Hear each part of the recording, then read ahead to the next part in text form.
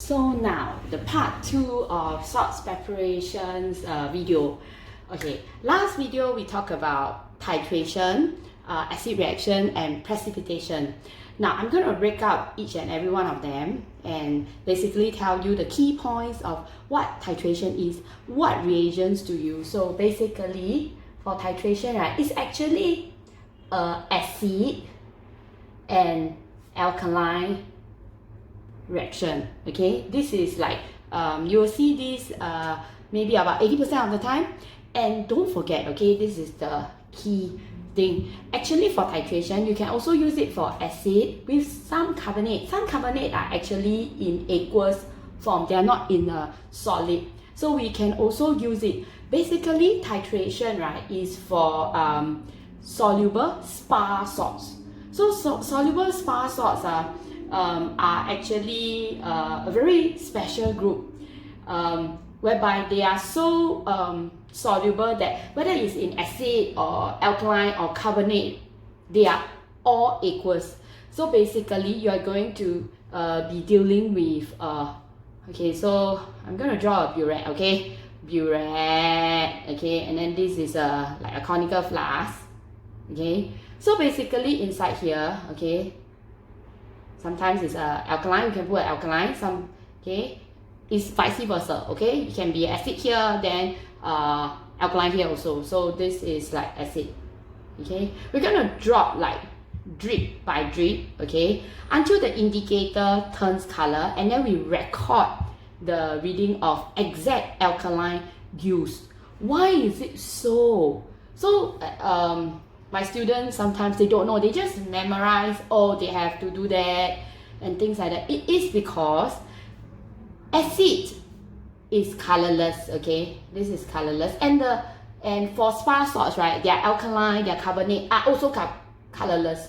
So when a colorless with a colorless, the salt that they produce, okay, is also colorless, okay, water also colorless.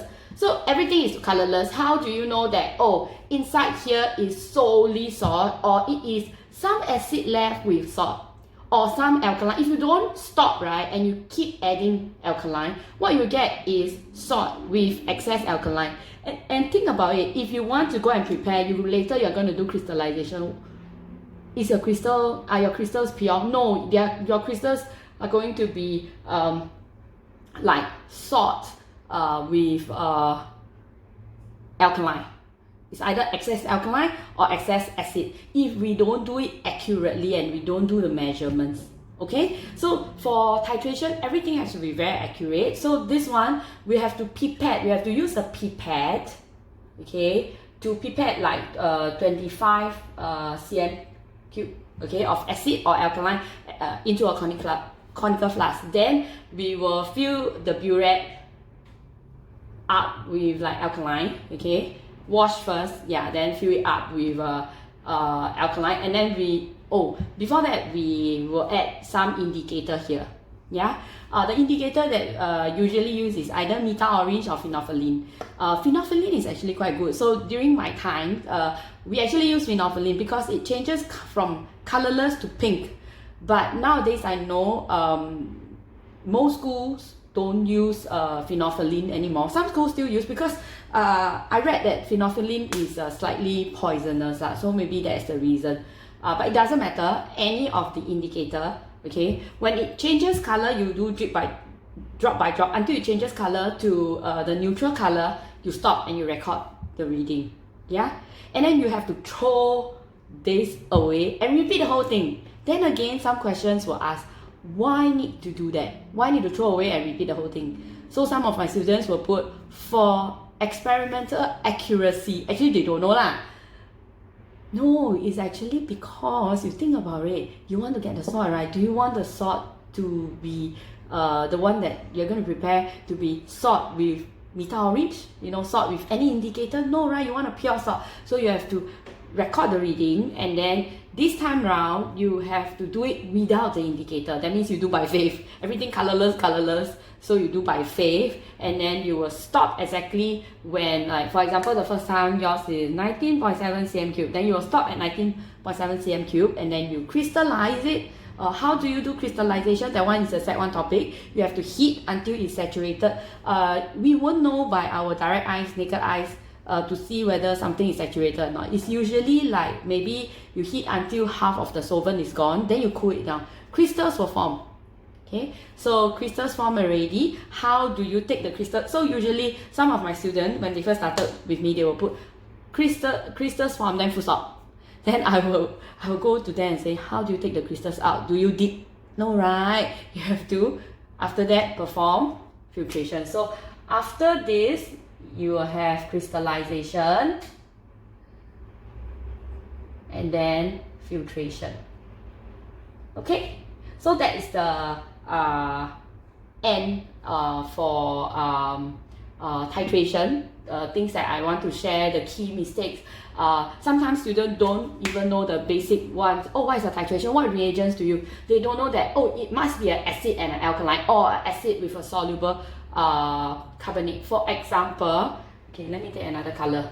Okay, for example, we want to produce potassium chloride. So acid, potassium chloride. So this one we will have we want to have a potassium chloride. Okay, we will need a hydrochloric acid. Okay, with the alkaline can be potassium something like potassium hydroxide. Actually, potassium carbonate also can, also soluble. Okay, hydroxide, and then we have this plus. So the two reagents comes out. Okay, hydrochloric acid, potassium hydroxide. Okay, you can use potassium carbonate also. Cool. Okay, now I'm going to move on to my second method, which is acid with excess insoluble solute. So okay, for what's that? Okay, acid reactions. Okay, the key thing is excess. Who? Excess, and it must be insoluble solute. Why? So some of my kids don't know, just memorize. So I tell them it's good to memorize. It's good to remember by heart. But we must have a logic. We must understand first, then memorize by heart. And it usually stays. If you don't understand, you just memorize. It's very difficult to forget or to get yourself confused. So acid reactions, right? So what are the three types of acid reactions? We have acid plus base.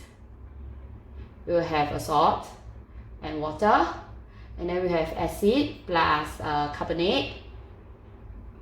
We will have a salt plus carbon dioxide plus water, and then the last one we will have acid plus metal. Okay, we will get a salt plus hydrogen gas. So before we start this topic, right, I'll get my student memorize this first. Okay, this one must remember. Okay, must remember. So one way to remember, I tell them A, B, C, M. Okay, vitamin A, B, C, and you need money to buy them. Okay, so acid plus base, acid plus carbonate, acid plus metal. Now, okay, so what is acid reaction with insoluble solute for? It's also for soluble, but non-spar, right? So let me give soluble non-spar. Okay, so for example, there are many. For example, all chlorides are soluble except silver chloride, lead chloride. So what about copper chloride? Soluble, lor? Copper chloride soluble but non-spar. What about magnesium sulfate? Soluble, non-spar. Okay, so we can use this type for any of these. So either you can have, like for example, okay, copper chloride, we can have hydrochloric acid with a base. It can be a copper hydroxide, and then we will have this and water. Yeah, now this base, right, so what is it different from titration? Titration, everything is in aqueous solid, but this one, this is a solid form. So for example, I use this, right, copper, that means for this I will have HCl, okay, plus, okay, my base must be insoluble solute, so I will use copper oxide. okay, plus so I'll get this, okay. Now, why do I need to add excess? And this is also often asked. This is because, right, okay, when you have hydrochloric acid, okay, so inside here is hydrochloric acid. If you don't add excess, okay, you add excess until you have like, how do you know that it's in excess? Because there are some that is not reacted already, okay? So it's here. Why do we need excess? Because this is to ensure, right, all the hydrochloric acid is reacted. If not, later it's going to be the same.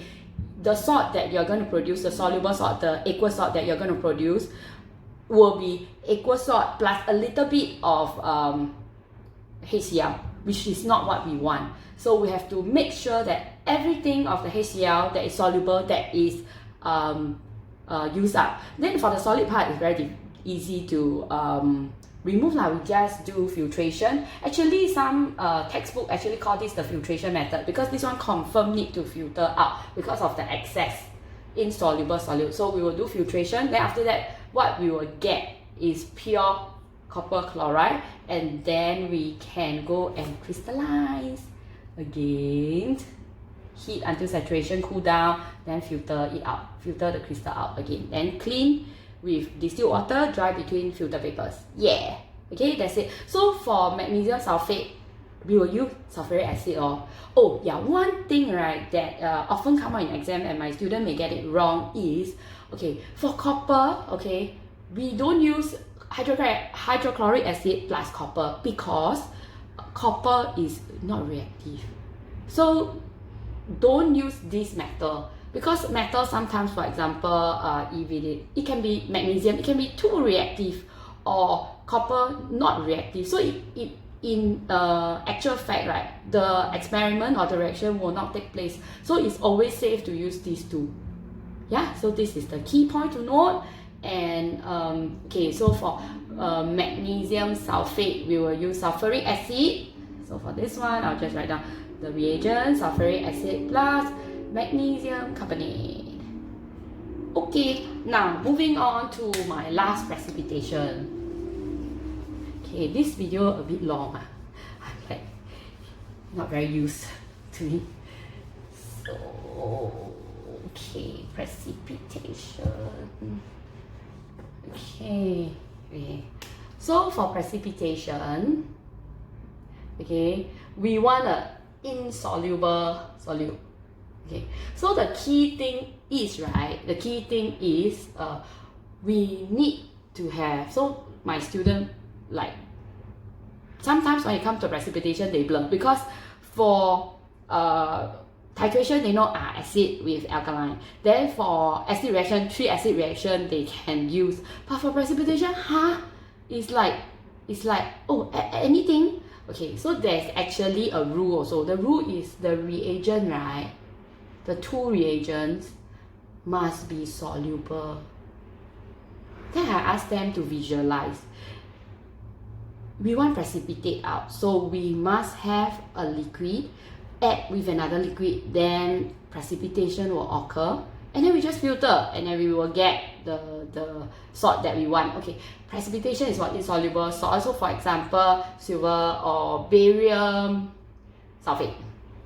Okay, so for barium sulfate, we are going to have, so practice to have 2 reagents that is soluble. I always tell my students, use nitrate, because nitrate is always soluble, right? So barium nitrate, okay, and another one which is I need to have a sulfate, right? So what sulfate? Sodium sulfate, or sodium, potassium, ammonium, all can. So then how change partner? So barium sulfate will comes out, yeah, and I'll have a sodium nitrate. So you realize, right, this one equals, this one also equals, this one solid, so equals, everything is in liquid or aqueous state. That means not solid. So this one you just filter, clean with distilled water. Wash or clean with distilled water, dry between filter paper. Okay, that's the end of my salts preparation and the key things that I want my students or anyone watching this video to remember. And I believe if they have this key point, they should be able to do most of the questions. Okay, that's it. Bye bye.